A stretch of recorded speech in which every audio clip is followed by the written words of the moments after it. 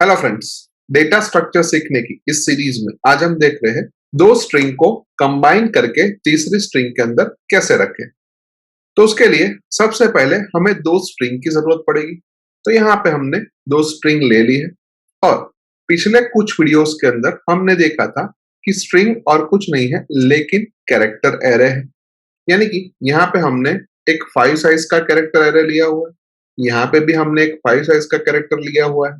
यानी अगर हमें दोनों स्ट्रिंग को कंबाइन करना है तो हमें 5 प्लस 5 यानी कि 10 साइज का एक एरे चाहिए जो यहाँ पे हमने लिया हुआ है। अभी सी लैंग्वेज के अंदर जो हमारी बेसिक यानी कि प्राइमरी डेटा टाइप्स थी उसके लिए कुछ हम ऐसा लिख सकते थे कि C is equals to A plus B, यानी कि ए और बी को ऐड करके हमने सी के अंदर रख दिया है। लेकिन जब भी ये बात हम एरे के लिए सोचे तो एरे का नाम यानी कि यहाँ पे A B and C base address के तौर पे ट्रीट होते हैं। यानी अगर हम दोनों बेस एड्रेस को ऐड करके तीसरे बेस एड्रेस के अंदर इंसर्ट करना चाहे तो वो एक इनवैलिड ऑपरेशन है। यानी कि हम simply C is equals to A plus B नहीं लिख सकते हैं। यानी अब हमारे पास सिर्फ एक ही तरीका बचता है और वो है दोनों स्ट्रिंग के सारे कैरेक्टर्स को one by one combined string के अंदर कॉपी करने का।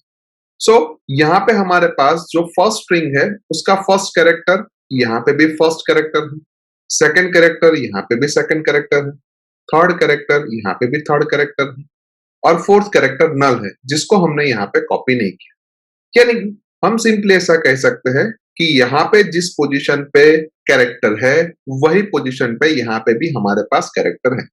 यानी कि हम सिंपली ऐसा लिख सकते हैं कि हमारे फर्स्ट स्ट्रिंग का ith कैरेक्टर हमारी कंबाइंड स्ट्रिंग का भी ith कैरेक्टर ही होगा। यानी कि हम सिंपली ऐसा लिख सकते हैं कि C of I is equals to A of I।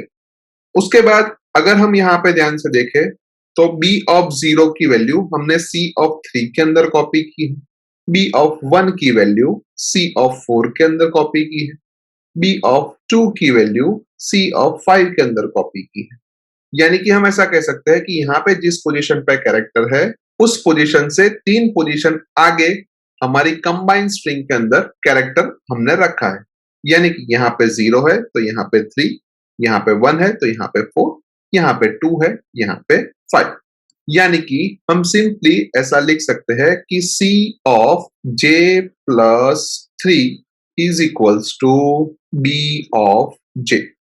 अभी हम यहाँ पे ध्यान से देखें तो ये 3 और कुछ नहीं है लेकिन हमारी पहली स्ट्रिंग की लेंथ है। और हम ऐसा भी कह सकते हैं कि हमारी पहली स्ट्रिंग की लेंथ कब तक आगे बढ़ेगी, जब तक I की वैल्यू आगे बढ़ेगी तब तक। यानी कि हम सिंपली ऐसा भी कह सकते हैं कि I की वैल्यू और कुछ नहीं है लेकिन हमारे लेंथ की वैल्यू।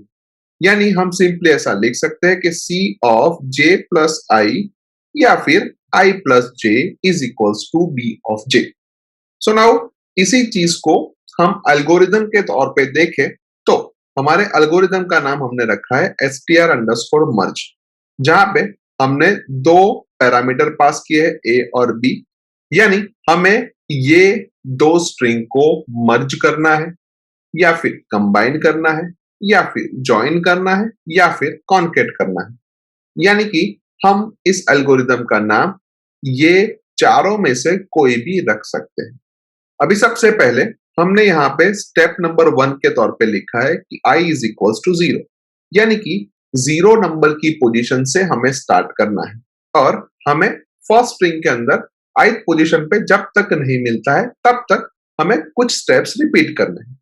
और वहां पे हमने दो स्टेप्स को रिपीट करने के लिए रखा है, जिसके अंदर सबसे पहले हमने लिखा है कि C of I is equals to A of I, जो कि हमने आगे देखा था।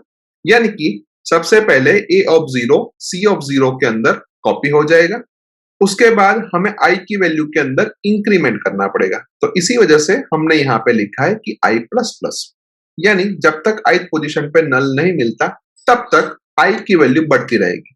और इस एग्जाम्पल के अंदर जब I की वैल्यू 3 होगी उस वक्त हमारा इस लूप का एग्जीक्यूशन खत्म हो जाएगा। यानी I की वैल्यू लास्ट में 3 होगी। उसके बाद हमने एक और स्टेप लिखा है जहां पे हमने लिखा है कि j इज इक्वल्स टू 0 और उसके बाद हमने लिखा है कि हमारी सेकेंड स्ट्रिंग यानी कि बी स्ट्रिंग के अंदर जेथ कैरेक्टर पर नल कैरेक्टर नहीं मिलता तब तक हमें इस लूप को एग्जीक्यूट करना है। और उसके अंदर भी हमने दो स्टेप्स को ही रिपीट किया है, जिसके अंदर सबसे पहले हमने लिखा है कि c of i plus j is equals to b of j, जो कि हमने आगे देखा है कि c of i plus j is equals to b of j। और उसके बाद हमने j की वैल्यू के अंदर इंक्रीमेंट किया है, यानी कि सबसे पहली बार i की वैल्यू 3 होगी और j की वैल्यू 0 होगी। एंड ये स्टेप हमें c ऑफ 3 के अंदर b ऑफ 0 की वैल्यू कॉपी करके देगा, जो कि परफेक्टली सही है क्योंकि हमें वही चीज चाहिए। अभी जब तक जेथ कैरेक्टर पे नल कैरेक्टर मिलता है तब तक हमें ये स्टेप्स को रिपीट करना है। और यहाँ पे भी नल कैरेक्टर थर्ड पोजीशन पे है, यानी कि j की वैल्यू 3 हो जाए उसके बाद हमारी लूप का टर्मिनेशन हो जाएगा। यानी हम ऐसा कह सकते हैं कि j की वैल्यू भी लास्ट में 3 होगी। उसके बाद 9th स्टेप के अंदर हमने लिखा है कि c of i plus j is equals to null. अभी i की वैल्यू भी लास्ट में 3 होगी, j की वैल्यू भी लास्ट में 3 होगी, यानी कि हम ऐसा कह सकते हैं कि c ऑफ 6 के अंदर नल कैरेक्टर स्टोर हो जाएगा। और हम यहाँ पे देख सकते हैं कि c ऑफ 6 के अंदर नल कैरेक्टर है। यानी जब भी हम हमारी तरफ से कोई भी स्ट्रिंग डिजाइन करते हैं तो हमें नल कैरेक्टर को पुटअप करना पड़ता है, अदरवाइज वो स्टेप्स हमें एबनॉर्मल बिहेवियर देगा। और इसीलिए हमने यहाँ पे सिंपली लिख दिया है कि c of i plus j is equals to null, जो कि परफेक्टली वर्क करेगा। और उसके बाद हमें हमारी रिजल्टेंट स्ट्रिंग मिल जाएगी तो उसको हम रिटर्न कर देंगे, यानी कि सिंपली स्टेप हमने लिखा है कि return C. So I hope कि आपको इस वीडियो के अंदर दो स्ट्रिंग को कंबाइन करने का एल्गोरिदम इजी से समझ में आ गया होगा। आज के वीडियो में बस इतना ही। नेक्स्ट वीडियो के अंदर फिर से मिलेंगे। Thank you very much.